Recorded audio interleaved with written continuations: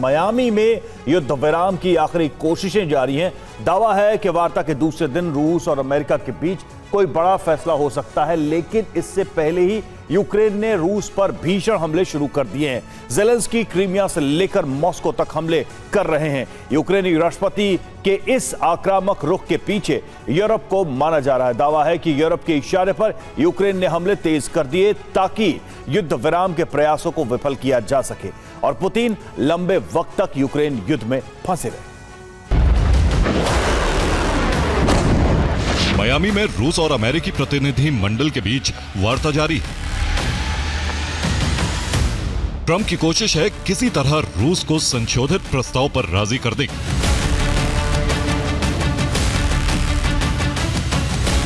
Miami में रूस America मंथन के बीच रूस दहन का नया चरण आरंभ हो गया है। यूक्रेन ने राजधानी मॉस्को समेत रूस के अलग अलग शहरों पर ड्रोन हमले शुरू कर दिए हैं। ड्रोन के साथ साथ ज़ेलेंस्की यूक्रेन की स्वदेशी मिसाइलों से भी हमले कर रहे हैं।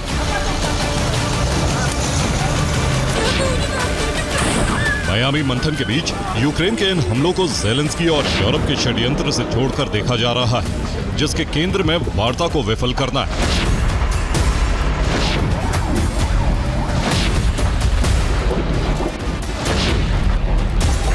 मियामी में 19 दिसंबर को यूरोप और अमेरिकी प्रतिनिधि मंडल के बीच वार्ता हुई, जिसमें यूरोपीय देशों के प्रतिनिधि भी शामिल थे। जिसके बाद 20 दिसंबर को पुतिन के दूत किरिल दिमित्रीव मियामी पहुंचे, जिनकी ट्रंप के दूत विटकॉफ और कुशनर से मुलाकात हुई, जिसे दिमित्रीव ने रचनात्मक बताया और बैठक जारी रखने की बात कही।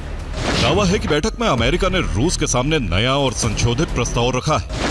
मियामी में 21 दिसंबर को भी रूस अमेरिकी वार्ता जारी रहेगी, जिसमें कोई बड़ा फैसला लिया जा सकता है।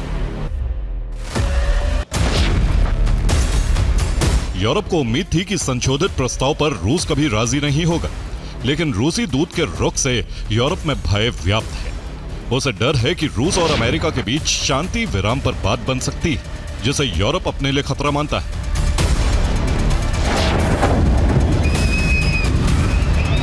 ऐसे में यूरोप के इशारे पर यूक्रेन ने रूसी सरजमी पर भीषण हमले शुरू कर दिए।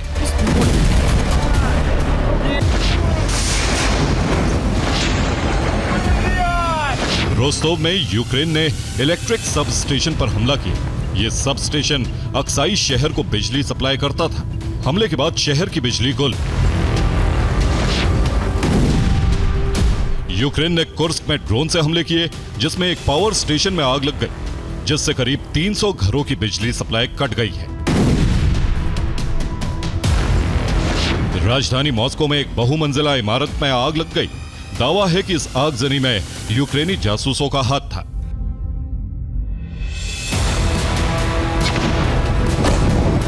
सिर्फ इतना ही नहीं, यूक्रेन पुतिन के क्रोध को भड़काने के लिए क्रीमिया में मौजूद एयरबेस और रिहायशी इलाकों पर भी हमले कर रहा है।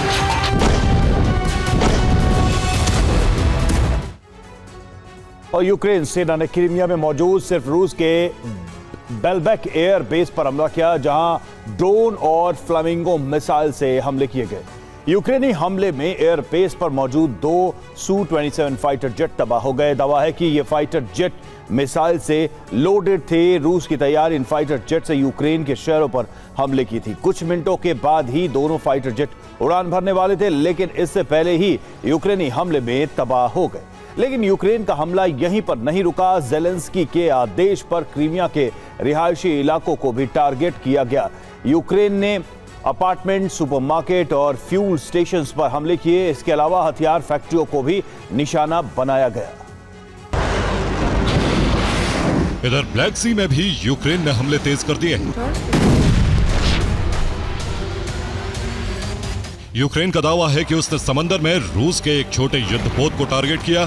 यूक्रेन का यह हमला सफल रहा।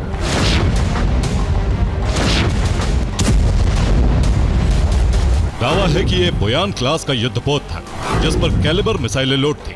इस युद्धपोत से रूस ओडेसा पर हमले कर रहा था। यूक्रेन के हमले से युद्धपोत को काफी नुकसान पहुंचा है।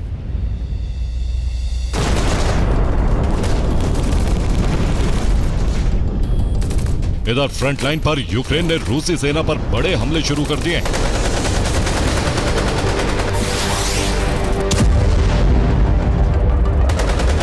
यूक्रेन की कोशिश रूसी सेना को पीछे धकेलने की है, जिसमें यूक्रेन को कामयाबी भी मिल रही।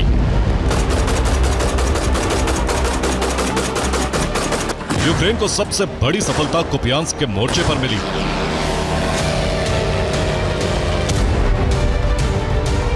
दावा है कि कुपियांस्क में यूक्रेन सेना आगे बढ़ रही है। उसने P-07 हाईवे पर वापस नियंत्रण हासिल कर लिया है। कई इलाकों पर भी यूक्रेन सेना ने कंट्रोल कर लिया है। सिर्फ इतना ही नहीं, यूक्रेन ने रूस को फ्रंट लाइन पर कमजोर करने की रणनीति पर भी काम शुरू कर दिया। यूक्रेन की कोशिश फ्रंट लाइन के शहरों तक रूस की हथियार सप्लाई को बाधित करता है।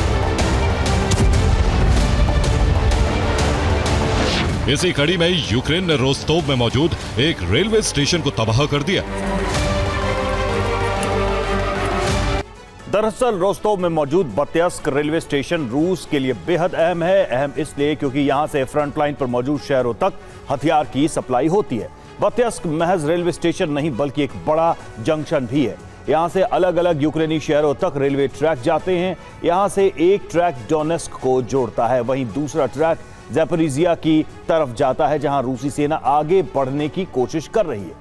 तीसरा ट्रैक खेरसोन की तरफ जाता है, जहां क्रीमिया से हथियारों की सप्लाई होती है। लेकिन क्रीमिया के अलावा हथियार सप्लाई का यह दूसरा सबसे अहम रूट है। यही वजह है कि यूक्रेन ने बत्यास्क रेलवे स्टेशन को टारगेट किया ताकि फ्रंट लाइन के शहरों तक रूस की हथियार सप्लाई को बाधित किया जा सके।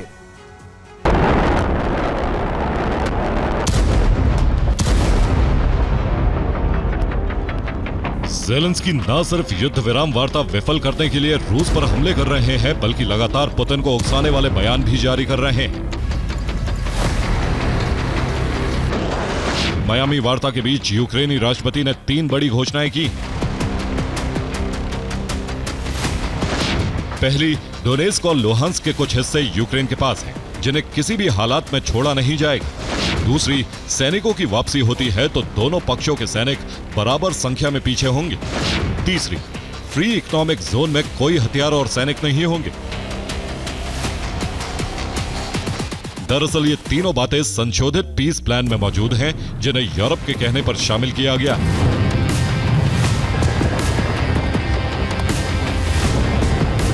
माना जा रहा है कि ज़ेलेंस्की इन्हें बार बार दोहराकर पुतिन को उकसाने की कोशिश कर रहे हैं ताकि मियामी वार्ता को विफल किया जा सके। Bureau report, TV9 भारतवंश। और वही ओडिशा में रूस की drone strike, oil storage tank तबाह हो गया। कई फीट ऊंची आग की लपटें देखने को मिली। यूक्रेन की 2 मिलिट्री पोस्ट भी जल गई।